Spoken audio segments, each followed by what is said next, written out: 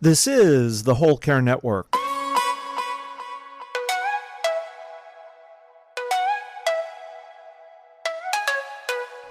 Helping you tell your story one podcast at a time.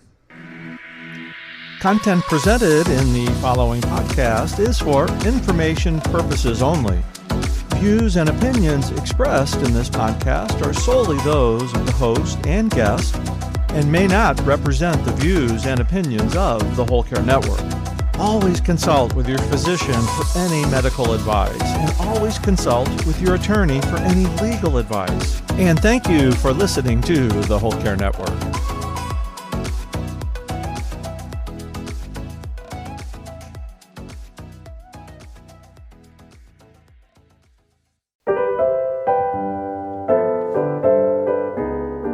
Hello, my friend. This is Isabel Melgarejo, your host, and you're listening to A Time to Care the Caregivers podcast. I am so happy to have you here today. Are you going home for the holidays or are you hosting the holidays? Anyway, are you going to meet with your loved ones that you haven't seen in a long time? If that's the case, let's get started. So some of my clients notice after they meet with their families some kind of decline in their parents or their loved ones, and then they start worrying.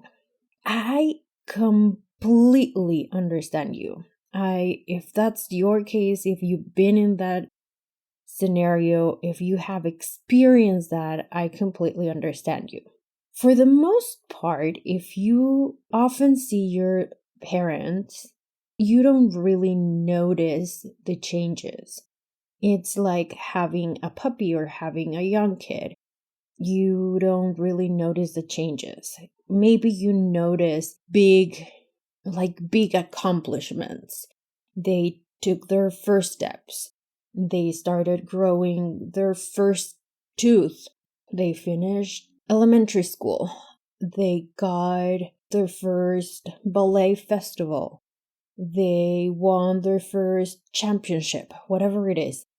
You kind of notice those big milestones on children, but you don't see them growing on an everyday basis.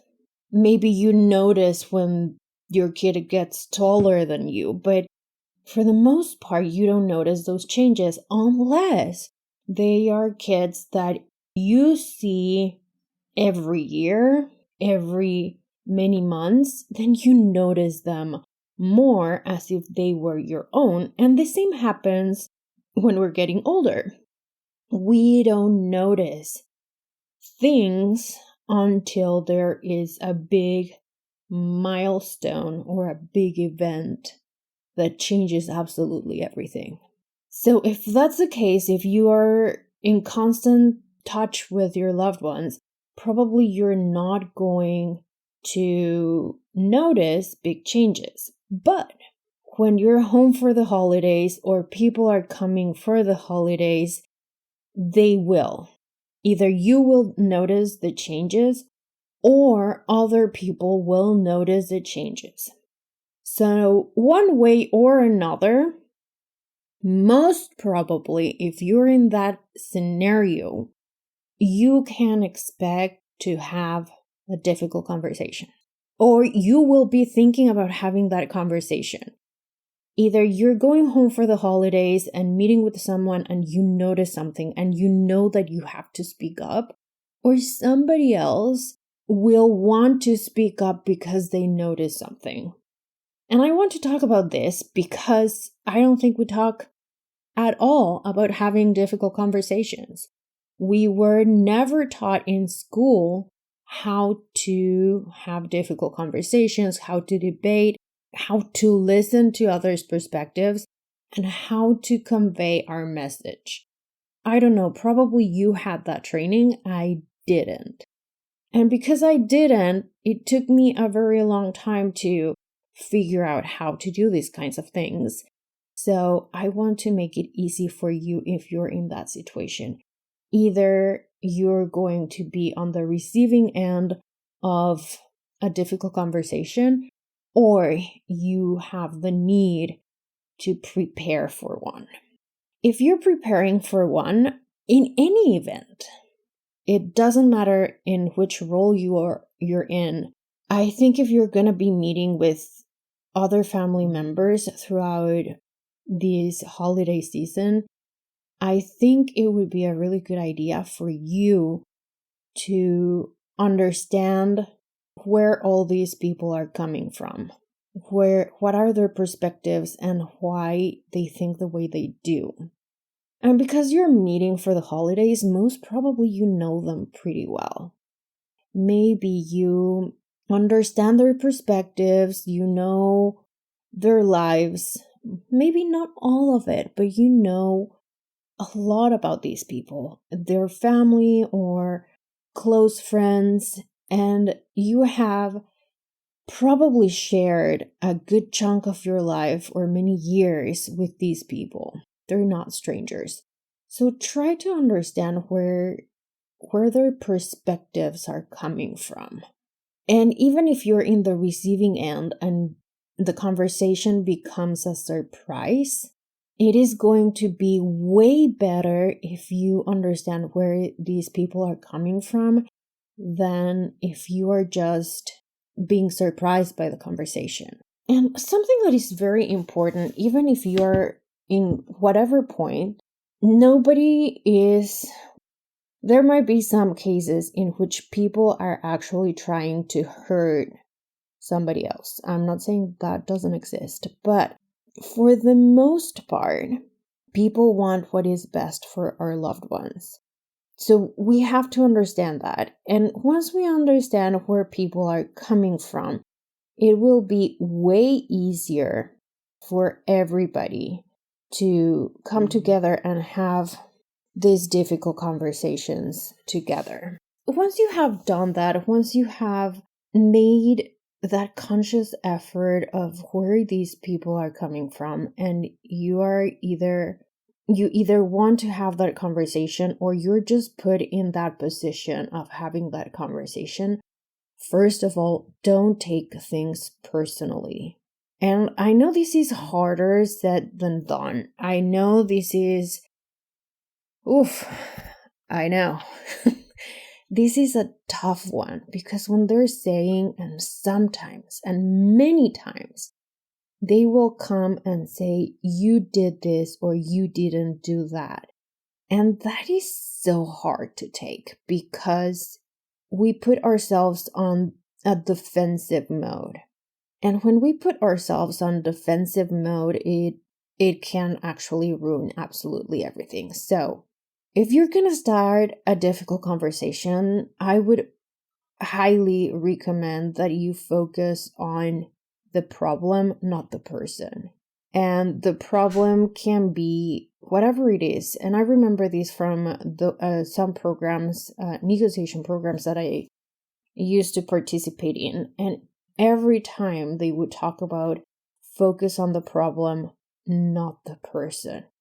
So if you want to talk with someone, start focusing on what the problem, the issue is. If you've noticed some decline on your loved one, and for example, I just did. My mom came over, and for the past 3 or 4 years, I've noticed that her mobility has decreased, her energy has decreased. So every time that I open these sort of conversations with my siblings, I start by telling them like, hey, I've noticed that she's losing mobility, that she's losing strength, that she's losing whatever, that she felt was not this year, but last year she felt, I believe, 3 times within a month and a half that was here. And that was worrying for me. So I was talking about the problem, not the person. You haven't put any railings, or you haven't done this or done that. Focus on the problem. because then people won't take it personally. You will be able to, like, how can we solve this? Don't try to blame people, because then they will just get into the defensive mode, and instead of finding solutions to the problem, they will just shut down and will be thinking how to defend themselves from the things that probably they haven't noticed.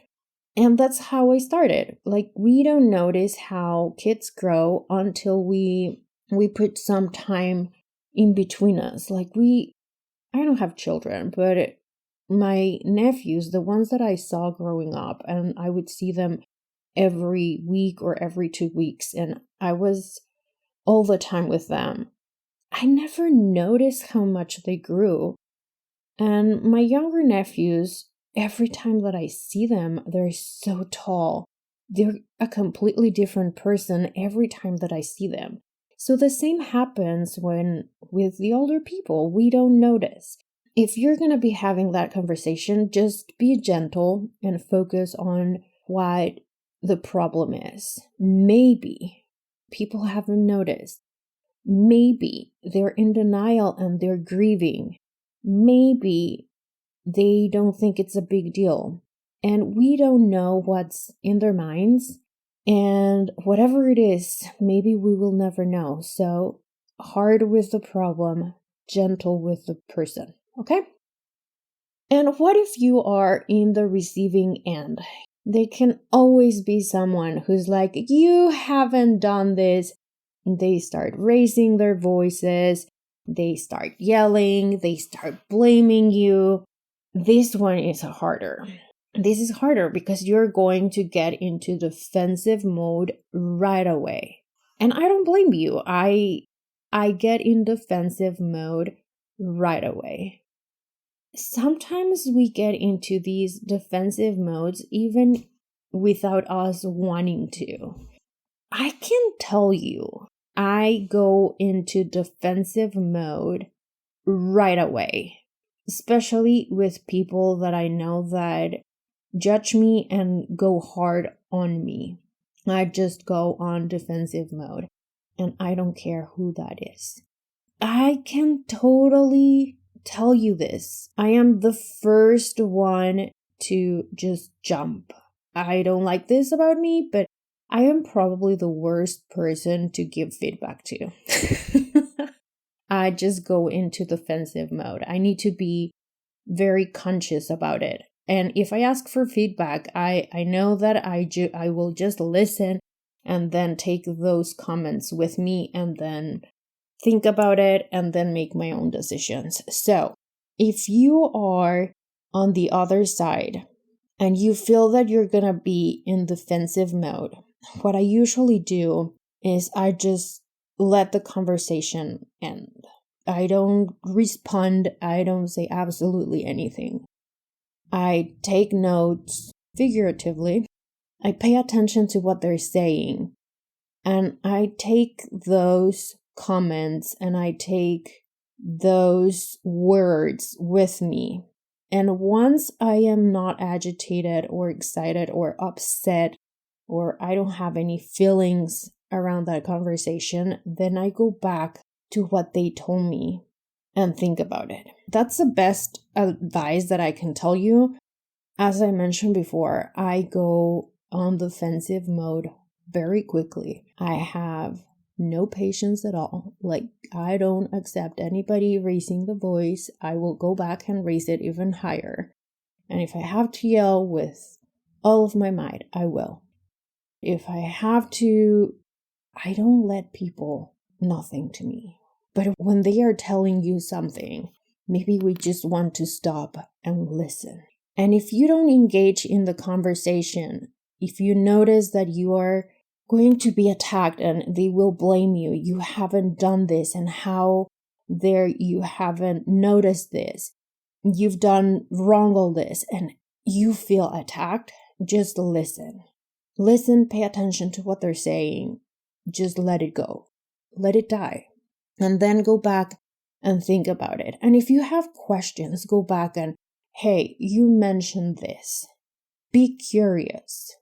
Be curious not about how they attacked you. Maybe it was just the way of them expressing concern or their own thoughts.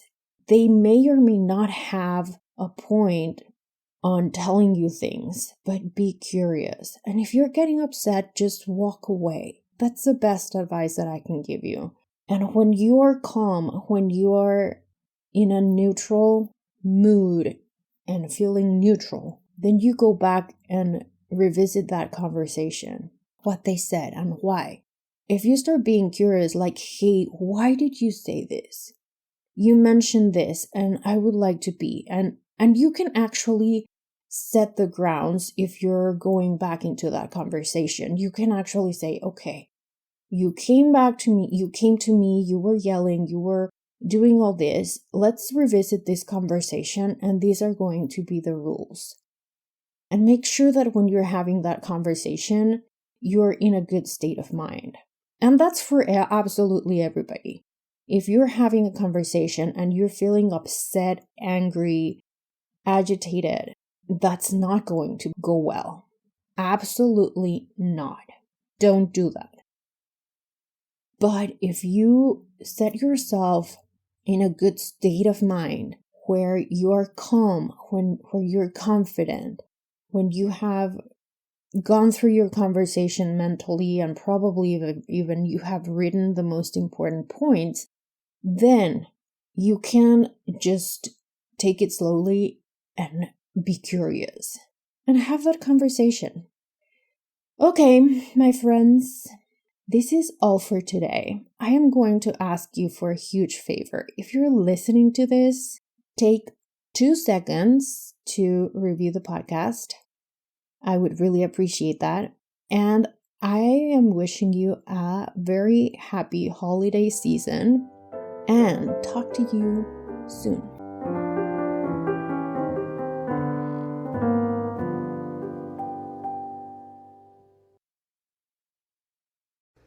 This is the Whole Care Network.